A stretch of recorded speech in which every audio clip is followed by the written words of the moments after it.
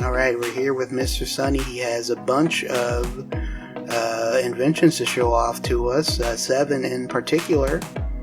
And I encourage you to take out a pen and pad and take note of what you see, because he will not stop for you to take notes. He will not stop and explain. He's just going to lay out what he has and move on. Because Mr. Sunny is a mover. He is a groover. He doesn't wait around. He has these ideas like lightning bolts, and he imparts it to you. He takes it upon himself to share with us, to put us onto some real metalworking game, and it's awesome. The things he comes up with are wild, and he's kind enough to share it with us for free. But he will not stop and wait and explain. You gotta just take note of timestamps, take the detailed notes, do something, man. So we gotta keep it moving here. We're moving at a quick pace, quick clip. We have got a schedule to keep here, alright?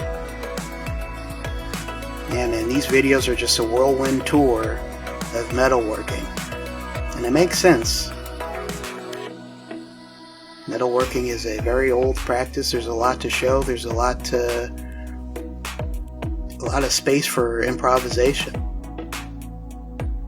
Just about all of the technical process we use today are essentially the same ones we used back in the ancient times.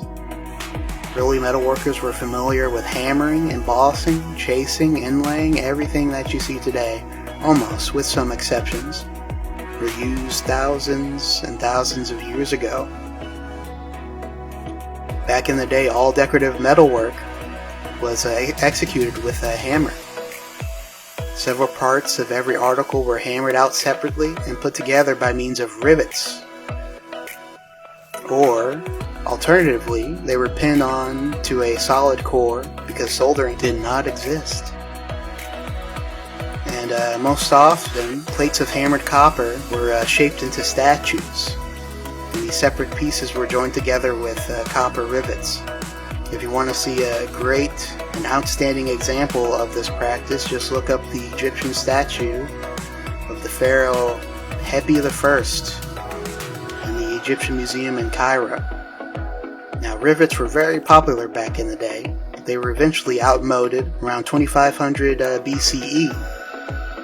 Wax mold casting was introduced, and that practice was imparted by the Sumerians to the ancient Egyptians.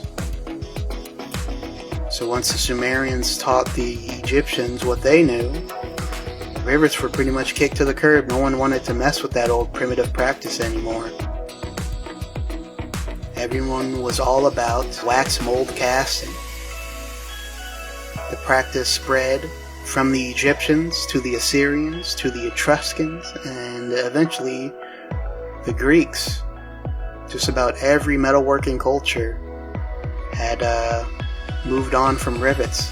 And Mr. Sunny here is doing a similar work to the Sumerians. He wants us to leave behind the ways of the past and try some new things for size. Try some new inventions. Try some new practices.